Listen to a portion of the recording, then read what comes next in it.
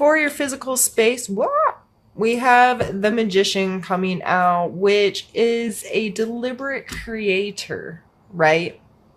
A magician is creating something in front of someone else. Like, I'm going to manifest this thing. And sometimes it is a delusion, but their actions have to be very deliberate and they have to make wise use of resources and so forth to really create an alternate reality for themselves or for someone else. This card always makes me think of resources. All of the suits represented in these cards are on his table. He has a sword, a coin, a cup, and a wand. He's pointing above and below. There's this infinity sign here, this constant, never-ending power, if you will. So this coming in your mental space, this could be you getting clear on setting intentions, you getting clear on what are your resources, both physically and non-physically. What am I good at? What are my skill sets? What resources are available to me? This could be friends, family, co-workers, so forth.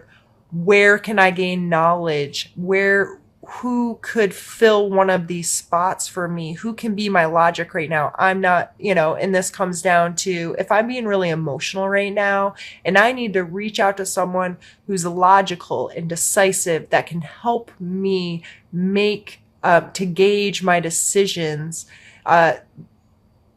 this all starts to play a role in this. And this coming out as your mental space, this is you putting intentional thought into whatever it is you're trying to create in your life. Beautiful, beautiful, exciting card to come there. Now we have the card of the Six of Cups coming out in your physical space, which it's Thanksgiving time. This is a card of nostalgia. This is a card of young, innocent, these are two young people innocently exchanging a cup, which represents our emotional space. So being open, authentic, when you're a kid and you can meet someone and be best friends in like 3 minutes, like that's all it took. And they were your entire universe. This willingness, this sweetness and kindness and innocence of having those kinds of relationships. So whether this is older relationships with young, when your friend group or your family of more innocent childlike times, maybe you are traveling to go spend time with your family for the holidays and that nostalgia, you walk in, I still experience this so heavily. I walk into my grandparents' house. I don't even need to get in that far. I turn onto their road and it floods in the memories, the feelings associated with that place. It's so special. And then walking into the house and the smells that are the same and have been the same the entirety of my life. And, all of that floods in and it's so special. And I'm so grateful that I take time to appreciate that. And it's amazing. So this coming in your physical space, I hope with my whole heart that some of that energy shows up for you this month. You get to experience some of that innocent, sweet love and connection with other human beings this month. I would look for opportunities to get to do that. Now coming out in our emotional space, we have the Queen of Coins. The Queen of Coins is like Mother Earth kind of energy, someone who's very grounded, connected to material things, both in nature and how we make money, what has value and worth to us, what we surround ourselves with. And this is the second time today this card has came out in an emotional space for Aquarius. So I initially feel very drawn to having a mature emotional connection to your physical world. So this can come into budgeting, into consumerism. Do you shop because it brings you some kind of emotional experience? These kinds of energies going into the holidays again, oops, sorry, I think are important to talk about. A lot of people, uh, unfortunately, treat the holidays as a time to be frivolous with their money, to not be mature, make good decisions. They get emotionally attached to the physical presence of, giving gifts or exchanging gifts, or it's a big topic. I'm not going to preach to you all day, but if this is hitting home at all for you, that may be something you need to write in your notebook or spend time meditating about, thinking, giving yourself some time and say, you know, just have a conversation with yourself. Am I involved in consumerism? Am I being smart with my budget? Do I let the holidays or things that are coming up affect how I spend money? And what are my emotional responses to these questions? How does this make me feel? And so forth. Going into our spiritual space, we have the Eight of Coins. This card, in a negative sense, may be monotony. Or this could be just a diligent person who's willing to put in the work, who's willing to do the same thing over and over again because it's working for them. So this coming out in a spiritual space, your routine may feel a little lackluster to you right now. Whether you attend church services, go to some kind of groups, are involved in some kind of self help regime, if you will, routine of life, whatever you associate with your spiritual space. If you're feeling a little ho-hum about it, it may be time to mix it up a little bit. It may be time to make some adjustments to your routine, but this may just be suggesting a routine in general. If you do not have a routine, and I'm not telling you you have to go to church 3 times a week.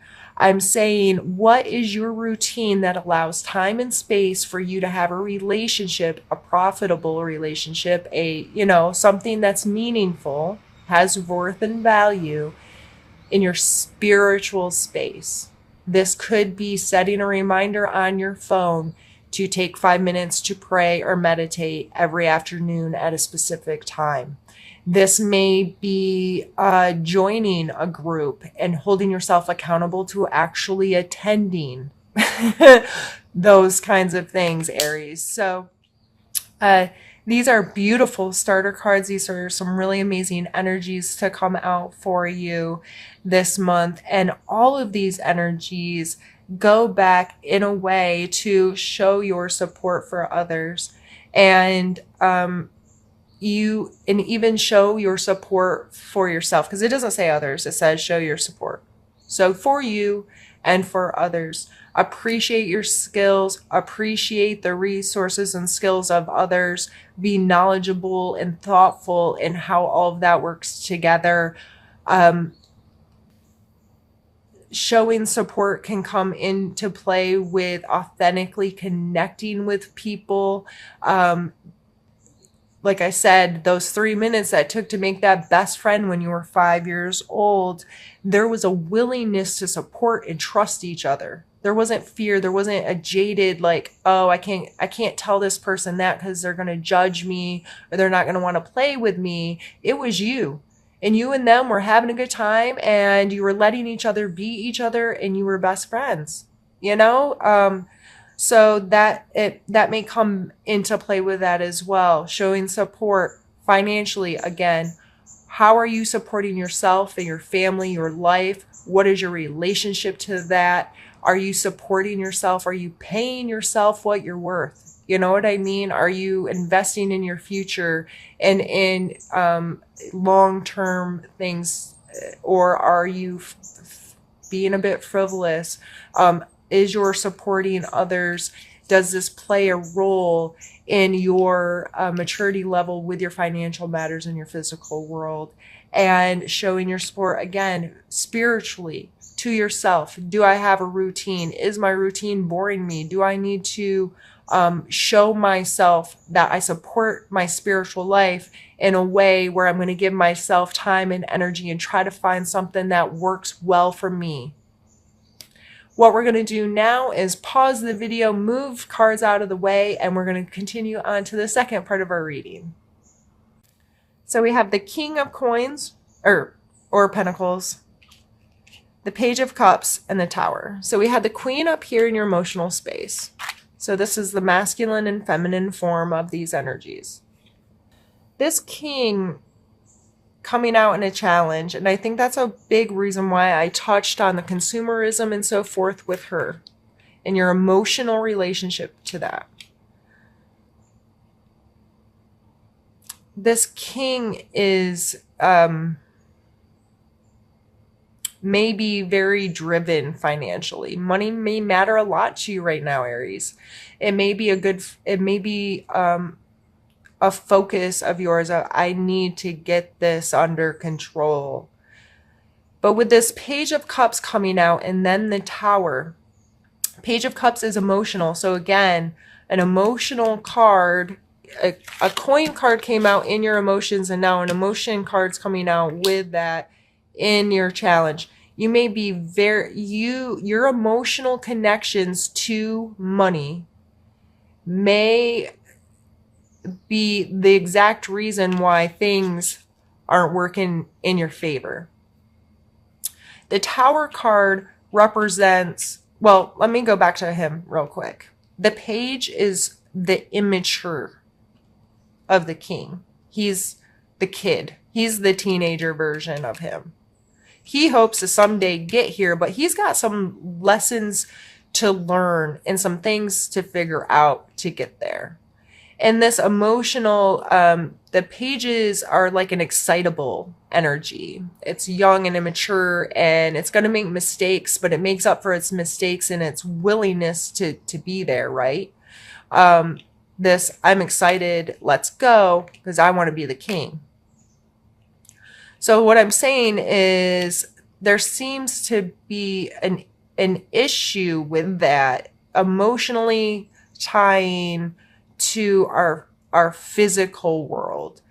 The Tower represents things kind of falling down, right? It's getting destroyed. Like stuff's hit the fan. But I always take this card as an opportunity. When a house is being remodeled, there's demo day. And demo day, depending on your perspective, can be a hell of a lot of fun or a hell of a lot of work, but it's both. But you're going to rip out all the old so you can create it the way you want it. You're going to break this down to the studs and say, okay, that worked, this didn't work, this is my idea, I'm going to rehab this, refresh it, and I'm going to create this old nasty whatever it was into my space, right? So even though things are a little shaken here, it leads to opportunity. It's coming out as everything coming together the way it's played out and in your challenge. I think in order to avoid things getting too demolished and avoid you having a bad attitude when things aren't working out, is to refocus on what truly has value and why are my emotional responses connected to physical things. What's my relationship with that? And how can I be better adjusted and more mature when it comes to these kinds of situations? So it's seen the potential in a creative movement. I always see the Ace of Wands as a matchstick ready to be struck. It is that a matchstick is harmless in its own right, right? It's just a matchstick. Like something has to happen to it for the fire to come. And a fire from a matchstick could literally burn down this entire city. All it takes is a spark, applied at the right time in the right place in the right way, right? We understand how forest fires work. If you're my age, you know, you have Smokey the Bear in his little uniform on TV telling you about forest fires. So in your life, taking the time to find that potential, that if I do this, this can create something bigger and better and awesome, and this is it can bring excitement and enjoyment to my space. These are those aha moments. So it coming out in your strengths this month is telling you to pay attention to that. Do you have these creative sparks? And if you would have just taken one more step with it, if you would have just approached it in a different way or paid any attention to it at all, what could it be? And I'm not telling you to feel sorry for all the ones you've let go. We've all lost a million ideas through our head, right? But pull on your strength of being able to recognize that potential. 3 of coins, another coins card. We are definitely coin heavy. And this card always represents a teamwork, an ability to get your thing, your stuff in correlation with the right people that can be mutually beneficial to each other in growing this. Okay. So on another deck, like the first deck I use, it's shown with a person that looks like they're selling their creation or invention to two other people. Here it's different. He's drafting plans. So, you know, you think of an architect. They know every little thing that it's going to take to build this house. They do all the measuring and all the ideas and the thoughts and the planning. But typically they are not involved in the building, but they have to have an understood relationship with the people building the house. There has to be this very precise communication to happen there for things to go smoothly and for this house to be built exactly as he intended. So I always stress this. You have to be willing to work with others to grow things. You have to be willing, if you are a master of one thing, you can't micro out, okay, I have to do this and this. Sometimes it's best to be more like the magician who says, okay, this person has this skill and this person has this skill, and these are all my different resources and the people in my life, and how can I best interact with all of these to bring it together? Because we need all of these things. We need the emotions, we need the logic, we need the creativity, we need the action. We need this all to come together so this thing can become, right? So this coming out in your need to know, you need to know that. You need to know you're not alone. If you're trying to create more, you're probably going to need the resources or help of others. And be willing to look for opportunities there in your life to connect with people in a way. This combination came out like, well, in this for Scorpios last month. And I told some pretty personal information because I get this combo pretty well. I am a Scorpio sun. Tomorrow is my birthday, November 1st. I'm excited. I will be 38 years old. And I understand this. I shouldn't laugh about it, but at this point, let me get into it. The Devil card is all about what we give our power to.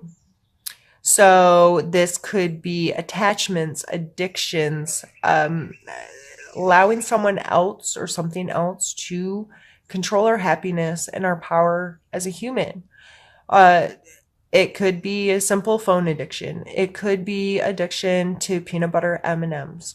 It could, I'm being ridiculous because it could literally be anything. Every single person on this planet that I've ever come in contact with has attachments or addictions that are not necessarily beneficial to them, period. They give their power in some way to someone or something else. A lot of times this is shown in relationships. I will be happy if they, I can be happy when they, I'll be happy when they're happy, this kind of stuff. Instead of owning your own happiness, being full and content within yourself, and then having the opportunity and having the willingness to share your happiness and to deal with life with another person, rather than being dependent on them, giving them your power and saying, you know, they'll decide when and how I can be happy. The Five of Cups is grief.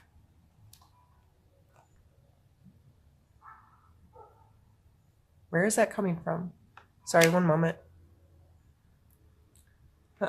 My husband left his phone, and I was very surprised to hear something ringing.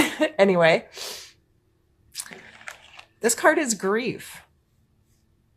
Cannot see what's yet to come. He's only focused on what has been lost. It is very easy to give power to grief. It's very easy to get caught up in what has been lost, and very focused and in a rumination of the past and things that we no longer have. I've lost a lot of people in my life. Most of them died way too young. We're talking 8, 18, 23, 51. I've experienced more grief in that way, as far as losing loved ones, than most people I know. And I, for a period of time, was so consumed with it that it was my addiction. My grief became my everything. I gave all of my power to it. I was unable to ever see what was present day and the joys and the love and the good, because I was consumed with the loss. So this coming out in your suggestion area, again, the Cups cards have kind of played an interesting role here. And I think it's going to be very important for you to be mindful of your emotional relationships right now, and not just with others and with material, but with yourself.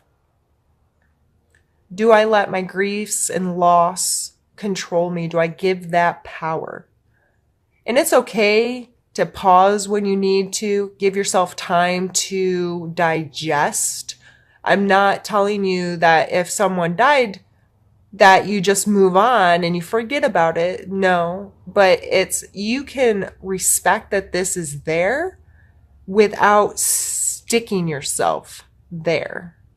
Does that make sense? You can accept that I get sad sometimes for what seems like no reason. A little thing will come to mind. There'll be a memory, a smell. Smells get me so bad. And they can consume me, and I'm instantly right back into this and can't be in the moment. I become consumed with this past, and I'll ruminate and hold on to it.